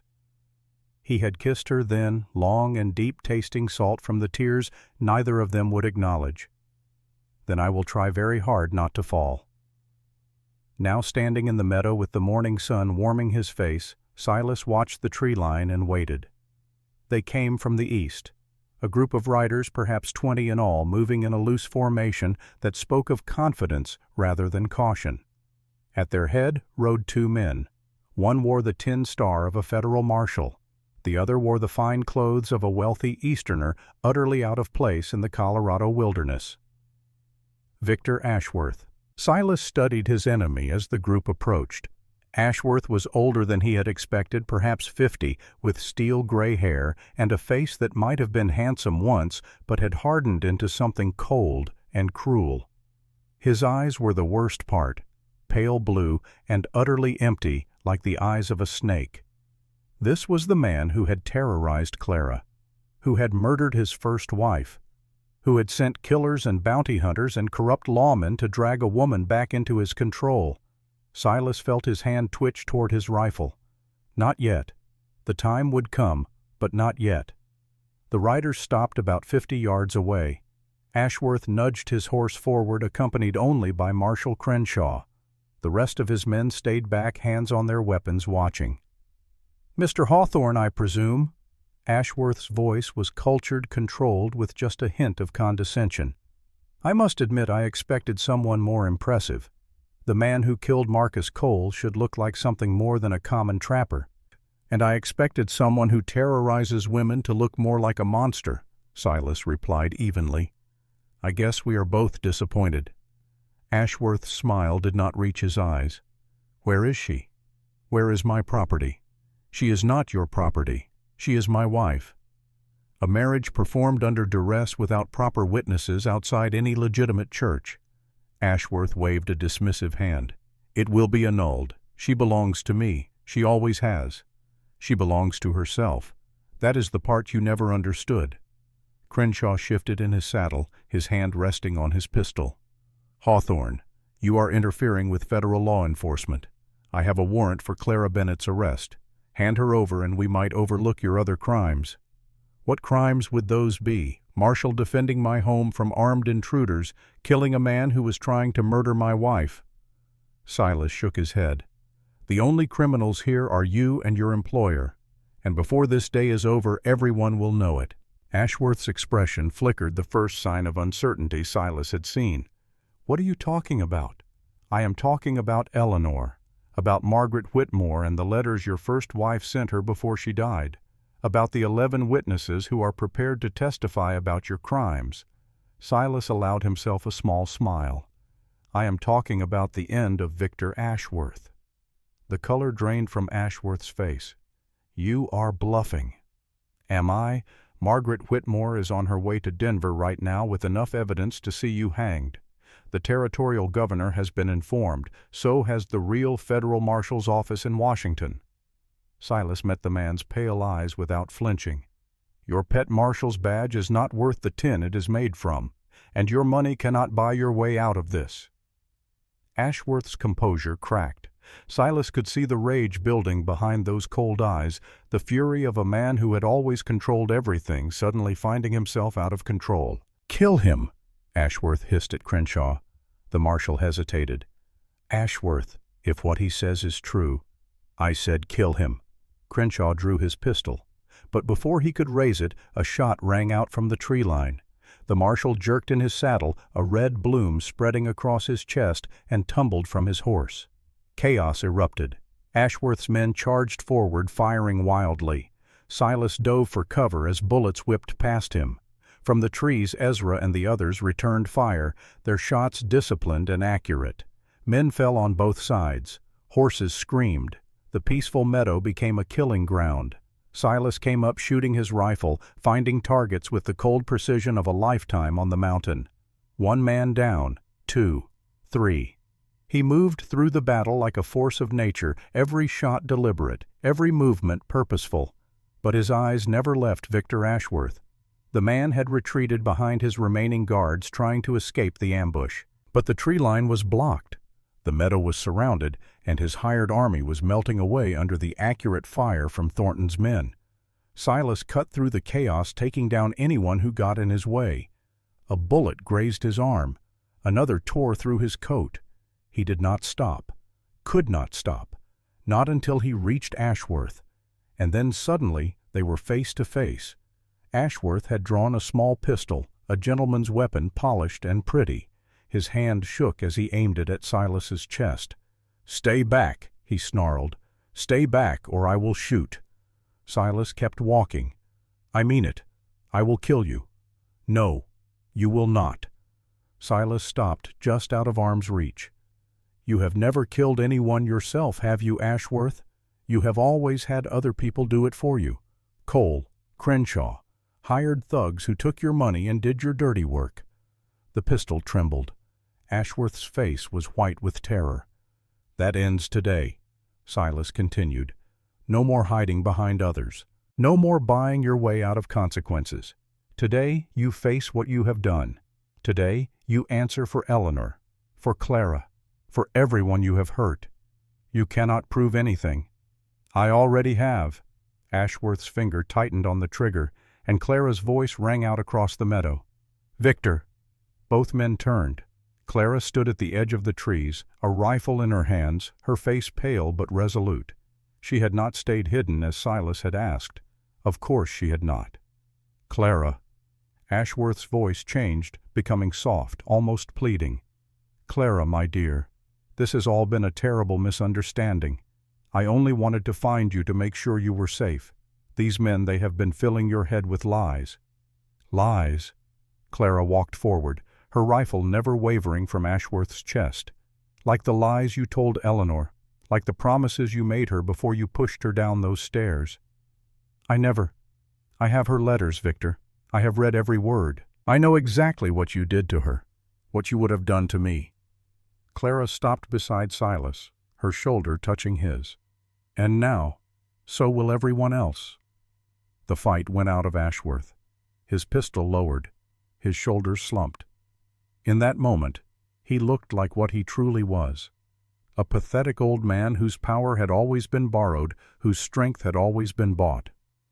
"What happens now?" he asked, his voice barely a whisper. "Now," Silas said, "you face justice." The aftermath of the battle took hours to sort out. Of the 20 men Ashworth had brought to the meadow, 8 were dead, including Marshal Crenshaw. 7 more were wounded and quickly surrendered. The rest had fled into the mountains, where they would either die of exposure or find their way to towns where the word of Ashworth's downfall was already spreading. Ashworth himself was taken into custody by Thornton and his men. They bound his hands and put him on a horse, treating him with the same contempt they would show any common criminal, which, stripped of his wealth and influence, was exactly what he was. Silas watched them lead him away, feeling nothing. Not satisfaction, not triumph, just a hollow sort of relief that it was finally over. Clara came to stand beside him, slipping her hand into his. "Are you all right?" "I will be." He turned to look at her. "Are you?" "I do not know yet." She gazed at the meadow, at the blood-soaked grass, and the bodies being carried away. "I thought seeing him like that, defeated and afraid, would feel like victory. But it just feels empty." "That is how it always feels." Silas put his arm around her. "Revenge is not as satisfying as people think. It does not bring back what was lost. It does not heal what was broken." "Then what does?" He thought about the question for a long moment. "Living," he said finally. "Moving forward. Building something good out of the wreckage." He pressed a kiss to her temple. "You taught me that." Clara leaned into him, and for a while they just stood there, watching the sun climb higher and feeling the warmth on their faces. The nightmare was over. The real work was about to begin. The trial of Victor Ashworth became the most talked-about event in Colorado territory. It took place in Denver 3 months after the confrontation in the meadow. By then, the evidence against Ashworth had grown to overwhelming proportions. Margaret Whitmore had traveled west with her collection of Eleanor's letters, which detailed years of abuse and the threat that had been made the night before she died. Former business partners came forward with stories of fraud and intimidation. Servants who had worked in the Ashworth household testified about what they had witnessed. And then there were the 11 witnesses that Margaret had gathered. Men and women from across the East, each with their own story of how Victor Ashworth had destroyed their lives. A widow whose husband had been murdered for refusing a business deal. A young man whose sister had been ruined to punish their father for a perceived slight. A former friend who had been blackmailed into silence for decades. One by one they took the stand. One by one they spoke their truth. Clara testified as well. She told the court about her engagement, about the threats Ashworth had made, about her desperate flight across the country. She described the army he had sent after her, the assassin who had tried to kill her husband, the corrupt marshal who had been willing to arrest an innocent woman for money. Silas sat in the gallery throughout the trial, watching the woman he loved stand up to the man who had tried to destroy her. His heart swelled with pride at her courage, at the strength in her voice, at the way she met Ashworth's eyes without flinching. She had come so far from the broken girl he had found in that ravine. Or perhaps she had always been this strong, and she had simply needed the chance to show it. The verdict came on a cold December morning. Guilty. Guilty of fraud. Guilty of bribery. Guilty of conspiracy to commit murder. And while the jury could not definitively prove that Ashworth had killed Eleanor with his own hands, the weight of circumstantial evidence was enough to convict him as an accessory. The sentence was life in prison. Ashworth received the news in silence, his face a mask of disbelief. As the bailiffs led him away, he looked back at Clara one last time. There was something in his eyes. Not remorse, never remorse, but perhaps at last understanding. Understanding that his power had limits, that his money could not buy everything, that in the end a woman he had dismissed as property had been his undoing. Clara watched him go without expression. Then she turned to Silas, and finally she smiled. "It is over," she said. "It is over," he agreed. They walked out of the courthouse together into the cold December air, into the rest of their lives. Spring came early that year. Silas and Clara returned to the mountain as soon as the trial ended, eager to leave the noise and crowds of Denver behind. Eagle's Rest was no longer necessary. With Ashworth in prison and his organization dismantled, there was no one left to threaten them. They rebuilt the cabin that had been damaged in the first attack, making it larger and stronger than before. Ezra helped when his shoulder allowed, and some of Thornton's men came up to assist with the heavy work. By the time the snow melted, the new cabin stood proud and solid on its rocky outcrop, smoke rising from its chimney into the clear mountain air. Life settled into a rhythm. Silas returned to his trap lines, grateful for the familiar work after months of conflict. Clara took over the medical care for the surrounding area, using the knowledge her father had taught her to help miners and settlers who had nowhere else to turn. They were not rich, but they had enough, more than enough. On a warm evening in late May, Clara found Silas sitting on the new porch watching the sun set over the valley. "You look peaceful," she said, settling into the chair beside him. "I feel peaceful." He reached over and took her hand. "I had forgotten what that felt like." "What?" "Peace. Contentment. The feeling that everything is exactly as it should be." He turned to look at her. "I spent so many years just surviving, going through the motions, waiting for something, though I did not know what." He squeezed her hand. "Now I know. I was waiting for you." Clara's eyes glistened. "Silas Hawthorne, you are not supposed to be romantic. You are supposed to be a grumpy mountain man who grunts instead of talking." "I can be both." She laughed and leaned over to kiss him. It was a gentle kiss, unhurried, the kind of kiss that belongs to people who have all the time in the world. "I have something to tell you," she said when they parted. "What is it?" Clara took a deep breath. "I went to see the doctor in Silver Creek last week, the one who helped with Ezra's shoulder." Silas frowned. "Are you ill?" "No, not ill." She placed her free hand on her stomach, a gesture so simple and yet so full of meaning. "I am pregnant, Silas. We are going to have a baby." For a moment Silas could not speak, could not think, could not do anything but stare at the woman beside him, the woman who had given him back everything he thought he had lost. "A baby," he repeated. "A baby. Our baby." Clara's smile was radiant. "Are you happy?" "Happy." He pulled her into his arms, holding her so tightly she laughed and protested that he was crushing her. "I am terrified. I am overwhelmed. I have no idea how to be a father." He pulled back to look at her face. "And yes, I am happier than I have ever been in my entire life." They sat together on the porch as the stars came out, talking about the future in a way Silas had never allowed himself to talk before. Names for the baby, changes to the cabin, plans for the years ahead. It felt strange, this hope, this assumption that tomorrow would come and the day after that and all the days beyond. But it also felt right. The years that followed were kind to the Hawthorne family. Their first child was a boy. They named him Thomas after the reverend who had married them and after Silas's father, who had loved these mountains as much as his son did. Thomas inherited his mother's green eyes and his father's stubborn streak, and by the time he was 5, he was following Silas through the forest, learning to track and trap and read the land. 2 years later, a daughter arrived.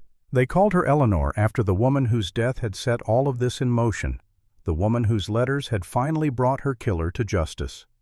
Eleanor was quieter than her brother, more thoughtful, with a love of books that reminded Silas of Clara's father. The cabin grew with the family. New rooms were added, new outbuildings, a proper barn for the horses and cattle they had acquired. What had once been a hermit's refuge became a home warm and full of laughter and the chaos of children. Ezra married Mabel, the woman who had warned them about Ashworth all those months ago. They took over the trading post in the valley, expanding it into a proper store that served the growing community. Ezra never fully regained the use of his wounded shoulder, but it did not slow him down. He simply learned to do things differently, adapting with the same cheerful determination that had always defined him. The community around Silver Creek grew as well. Word of the Ashworth trial had spread, and the territory's reputation as a place where justice could be found attracted settlers who were tired of corruption and lawlessness in other parts of the West. Thornton's mining operation expanded, bringing jobs and prosperity. A school was built then, a church, then a proper courthouse. Silas watched it all with a mixture of pride and bemusement. He had never intended to be part of a community, had spent a decade avoiding people convinced that isolation was the only way to protect himself from further loss. But Clara had shown him a different way, had taught him that the risk of connection was worth the reward of belonging. One evening many years later, Silas sat on the porch of the cabin he had rebuilt, watching the sun set over the mountains he had known his entire life. He was older now, his dark hair shot through with gray, his face more weathered than ever. The scar that ran down his cheek had faded to a pale line barely noticeable unless you knew where to look. His hands were still strong, still capable, but they moved more slowly than they once had. Clara sat beside him as she had sat beside him on countless evenings over the years. Her brown hair had silver in it now, and fine lines surrounded her green eyes, but to Silas she was as beautiful as the day he had found her in that ravine. "What are you thinking about?" she asked. "Everything. Nothing." He turned to smile at her. "You. Always you. Flatterer. Truth-teller." She laughed the same laugh that had first made him feel like the world might be worth living in after all. Down in the valley they could see lights in the windows of Ezra's store, and further out the scattered glow of homesteads that had not existed when Silas was young. Their children were grown now with families of their own. Thomas had taken over the trap lines, continuing the tradition his grandfather had started. Eleanor had become a teacher at the school in Silver Creek, sharing the love of learning that Clara had instilled in her. "Do you ever regret it?" Clara asked softly. "Any of it?" Silas considered the question, thought about the violence and the fear, the blood and the sacrifice, thought about the years of loneliness that had preceded Clara's arrival and the years of joy that had followed. "No," he said, "not one moment, not one choice. Even the hard parts, especially the hard parts." He took her hand, feeling the familiar warmth of her fingers intertwined with his. "The hard parts led me to you. They shaped me into someone who could recognize what you were, who could fight for you, who could love you the way you deserved to be loved." Clara leaned her head on his shoulder. "I never thanked you properly," she said, "for finding me in that ravine, for not walking away. You have thanked me every day since, with every smile, every laugh, every moment we have shared." Silas pressed a kiss to the top of her head. "You are my thank you, Clara.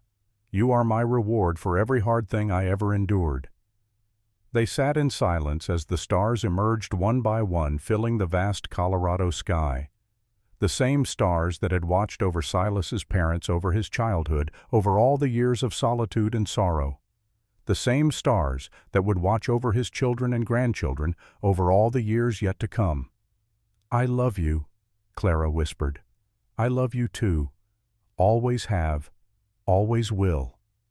And sitting there on the porch of the home they had built together, surrounded by the mountains that had sheltered them and the legacy they had created, Silas Hawthorne finally understood what his mother had meant all those years ago when she had made him promise to survive. She had not just wanted him to live, she had wanted him to find something worth living for. It had taken 17 years and a broken woman falling into his life, but he had finally found it. The story of Silas Hawthorne and Clara Bennett became legend in Colorado.